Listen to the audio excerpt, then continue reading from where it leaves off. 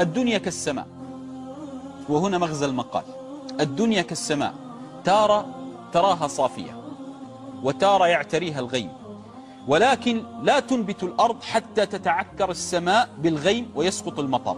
فإذا تعكر اليوم وأصابك به الحزن رغم أنفك، فاعلم أن المطر آت لا محالة، فبإذن الله لن تحزن.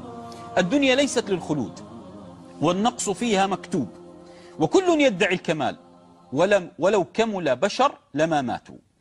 الدنيا ليست لنا، ألا ترى أنها العدو الأعظم؟ ترمينا بالأوجاع والأسقام والآفات وفقدان الأحبة والأحزان ونتعلق بها. سأهدي لك وصفة سحرية لي ولك بإذن الله حتى لا تحزن ولا أحزن. لا تجعل للدنيا قيمة. ألا ترى أن كل شيء نجعل له قيمة نحزن عليه؟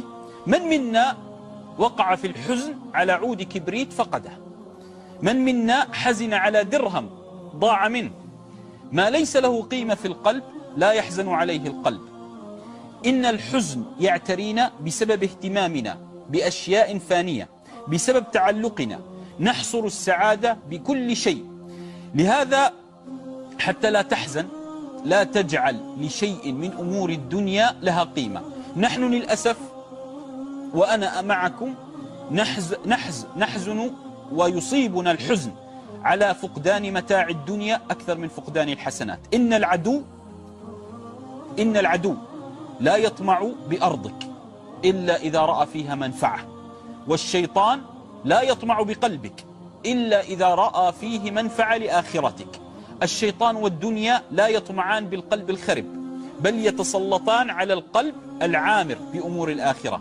من كانت همته الآخرة لا يحزن على شيء من الدنيا. لهذا لا تحزن ولو خالفك أهل الأرض. نوح عليه السلام رفض ابنه الركوب معه، ولوط عليه السلام زوجته رفضت دعوته. فربما يعاديك أقرب الناس إليك، فلا تبالغ بحبك لأحد، فإن صفعة الخذلان تأتي بلا مقدمات. أعظم ما يخذلك في الدنيا هو الدنيا.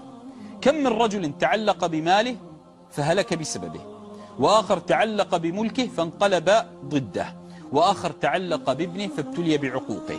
الدنيا هكذا. فحتى لا تحزن انظر أمامك، لا تلتفت على جانبي الطريق. اجعل لك هدفا أريد الجنة، واعلم، وهنا احفظها مني لي ولك، واعلم أن أكثر الناس نجاحا هو الأصم، لأنه لا يستمع لنقد البشر. فلا تحزن، فرزقك لن يسرق منك، وعمرك لن يقدر عليه أحد. وتذكر واحفظ مني ثلاثة: في الدنيا لا سلام من الناس، ولا راحة في الدنيا، ولا نجاة من الموت. لهذا لا تحزن.